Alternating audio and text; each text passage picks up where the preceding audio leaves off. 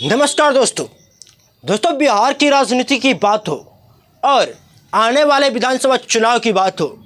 यानी 2025 के विधानसभा चुनाव की, और दो युवा नेताओं की बात ना हो, ऐसा हो ही नहीं सकता। दोस्तों, आपको पता होगा इस बार के लोकसभा चुनाव में जिस प्रकार से भारतीय जनता पार्टी दावा कर रही थी कि जो पिछली बार का एक सीट छूट गया था उसे भी हम जीत जाएंगे और 40 में 40 यानी कि क्लीन स्वीप हमारा एनडीए गठबंधन कर लेगा, जिसको एक ही प्रकार में जिस मकसद को नाकामयाब करने का काम बिहार के इंडिया अलायंस के महज दो युवा नेताओं ने कर दिया। जी हाँ दोस्तों, तेजस्वी यादव जो कि नेता प्रतिपक्ष है और आरजेडी के सीएम फेस के उम्मीदवार हैं, वहीं वीआईपी पार्टी के सुप्रीमो मुकेश सहनी, ये दो नेताओं ने जिस प्रकार से कैंपेनिंग की उस गठबंधन को 10 सीटों तक पहुंचा दिया, जिस गठबंधन में महज एक सीट थी पिछले लोकसभा के चुनाव में। अब जिस प्रकार से इस बार के लोकसभा चुनाव में एक अच्छा प्रदर्शन इस जोड़ी ने किया है, क्या ऐसे ही विधानसभा चुनाव में भी दोनों एक साथ रहकर जिस प्रकार से घाटा पहुंचाया है लोकसभा के चुनाव में, उससे दो गुना घाटा एनडीए अलायंस को पहुंचाने का काम करेगी? इसके पीछे बहुत ही अलग बातें निकलकर सामने आ रही हैं। जी हाँ दोस्तों, क्योंकि आपको पता होगा कि दोनों पार्टियों की अलग अलग स्ट्रैटेजी है, लेकिन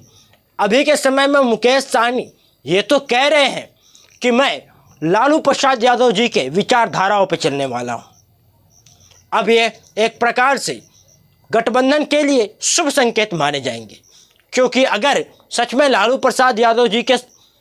पद चिन्हों पे या फिर उनके विचारधारा पे चलने का काम मुकेश सहनी करते हैं और करेंगे, तो इसका मतलब ये है कि आरजेडी से उनका गठबंधन कभी नहीं टूटने वाला है।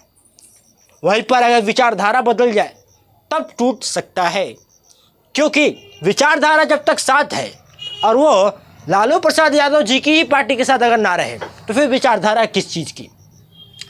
तो इसी बातों को देखते हुए अभी के समय में रुपौली विधानसभा क्षेत्र में उपचुनाव हुए।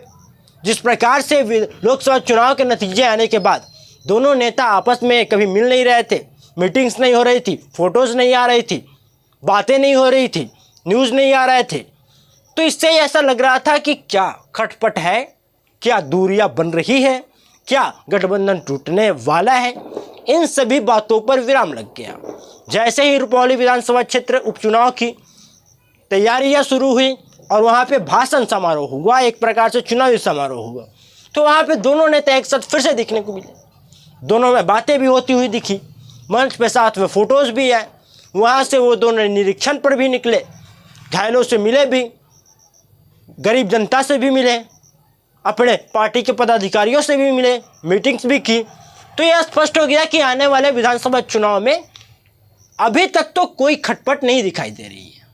और दोनों पार्टी के अपने अपने राष्ट्रीय अध्यक्ष और बड़े नेताओं ने अपने अपने कार्यकर्ताओं को भी कह दिया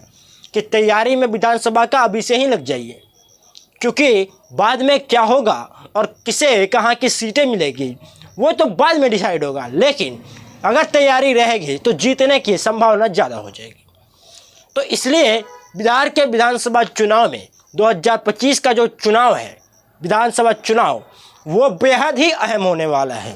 क्योंकि इस बार के विधानसभा चुनाव में आपको इस प्रकार से राजनीति देखने को मिलेगी। या तो महागठबंधन की तरफ क्लीन स्वीप हो जाएगा, थोड़े बहुत 10% 15% सीटें ही एनडीए गठबंधन जीत पाएगी,